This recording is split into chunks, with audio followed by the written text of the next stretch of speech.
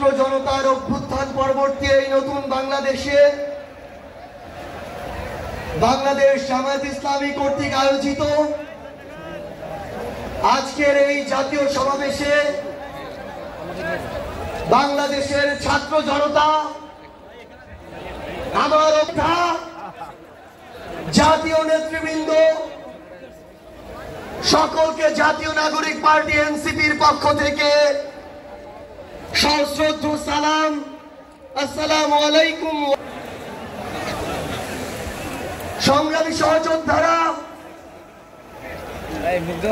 অভ্যুত্থানের 1 জুলাই পেরিয়ে আমরা আরেক জুলাই এসে উপস্থিত হয়েছি, কিন্তু বাংলাদেশ থেকে মুজিববাদীদের ষড়যন্ত্র এখনো শেষ হয়নি।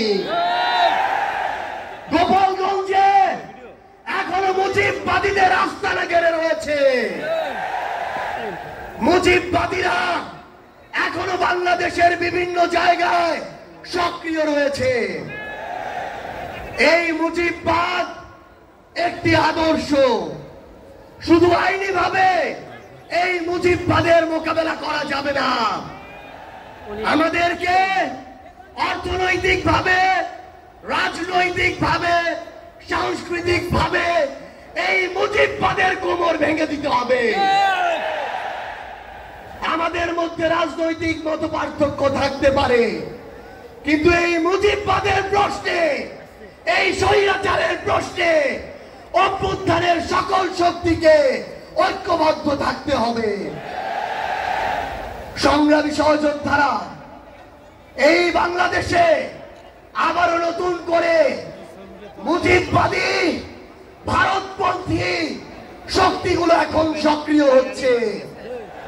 আমাদের মধ্যে মতপার্থক্য থাকতে পারে, কিন্তু এই বাংলাদেশে বাংলাদেশপন্থী ব্যতীত কোন দেশপন্থী, কোন বাদপন্থী, কোন শক্তির আর জায়গা হবে না। সংগ্রামী সহযোদ্ধারা, এই বাংলাদেশে আর ভারতীয় আধিপত্যবাদের জায়গা হতে দেয়া যাবে না। অন্য যে কোনো দেশের নামের কোন আধিপত্যবাদের জায়গা এই বাংলাদেশে হতে দেয়া যাবে না। সংগ্রামী সহযোদ্ধারা, হাজারের অধিক ছাত্র জনতা জীবন দিয়েছে। আমার হাজার হাজার সহযোদ্ধা আজকে আমার সামনে রয়েছে। আমাদের একটা আকাঙ্ক্ষা ছিল, গত জুলাইয়ে ওই আগস্টের 5 তারিখে আমাদের যে স্বপ্ন ছিল, আরেক আগস্ট আসতে চলেছে, আমাদের সেই স্বপ্নগুলো পূরণ হয়নি। অন্তর্বর্তীকালীন সরকারের কাছে আমরা সুশীল সরকারের ভূমিকা চাই না। আমরা তাদেরকে অভ্যুত্থান পরবর্তী সরকারের ভূমিকায় দেখতে চাই। আমরা চাই অভ্যুত্থান পরবর্তী বাংলাদেশে আমাদের বিচার লাগবে। এই বাংলাদেশে খুনি হাসিনার বিচার হতেই হবে। খুনি হাসিনার বিচারের রায় হতেই হবে। খুনি হাসিনার বিচারের রায়ের কার্যকর আমরা স্পষ্ট করে বলতে চাই, এই বাংলাদেশে বিচার বিভাগকে কোন দলের বিচার বিভাগ হিসেবে আমরা দেখতে চাই না। আইন শৃঙ্খলা রক্ষাকারী বাহিনীকে ক্ষমতার তোষামত করা বাহিনী হিসাবে আমরা দেখতে চাই না। আমরা স্পষ্ট করে আপনাদেরকে বলি, 72-এর মুজিববাদী সংবিধানকে এক পাশে রেখে কোনদিন এই বাংলাদেশপন্থী বাংলাদেশ সম্ভব নয়। আমাদের নতুন সংবিধান লাগবে, আমাদের গণপরিষদ নির্বাচন লাগবে, আমাদের নারীদের অধিকার আমাদের নিশ্চিত করতে হবে, আমাদের সংখ্যালঘু ভাই বোনদের অধিকার আমাদের নিশ্চিত করতে হবে। আমরা 1947 সালের উপনিবেশ বিরোধী যে আকাঙ্ক্ষা, 71-এর স্বাধীনতার যে আকাঙ্ক্ষা, 24-এর মুক্তির যে আকাঙ্ক্ষা, সেই আকাঙ্ক্ষাকে ধারণ করে ঐক্যবদ্ধভাবে আমাদের আগামীর বাংলাদেশ গড়তে হবে। আমরা স্পষ্ট শেষ একটি কথা বলে যাই, ফ্যাসিস্ট বিরোধী 24-এর শক্তি আমাদের ঐক্যবদ্ধ থাকতে হবে। তবে ঐক্যবদ্ধ মানে এই নয় যে আমরা কারো অন্ধভাবে দালালি করব।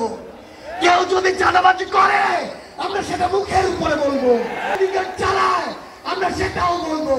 কেউ যদি দখলদারিত্ব করে আমরা সেটাও বলবো। তবে আওয়ামী লীগের প্রশ্নে আমরা ঐক্যবদ্ধভাবে আমাদের লড়াই চালিয়ে যাব। সংগ্রামী সহযোদ্ধারা, রাজনীতিতে প্রতিদ্বন্দ্বিতা থাকবে, প্রতিযোগিতা থাকবে, কিন্তু রাজনীতির যে সৌন্দর্য, এই সৌন্দর্য যেন আমরা ধারণ করি, তাহলেই আগামীর বাংলাদেশ সামনের দিকে এগিয়ে যাবে। রাজনৈতিক প্রতিদ্বন্দ্বিতা যেন ব্যক্তি আক্রমণে কোনোদিন রূপ না নেয়। ইনশাআল্লাহ ফ্যাসিস্ট বিরোধী 24-এর শক্তি ঐক্যবদ্ধভাবে আমরা আগামীর বাংলাদেশ গড়ে তুলব। আপনাদের সাথে আমাদের আবারও দেখা হবে লড়াইয়ের রাজপথে অথবা বিজয়ে। ইনকিলাব জিন্দাবাদ।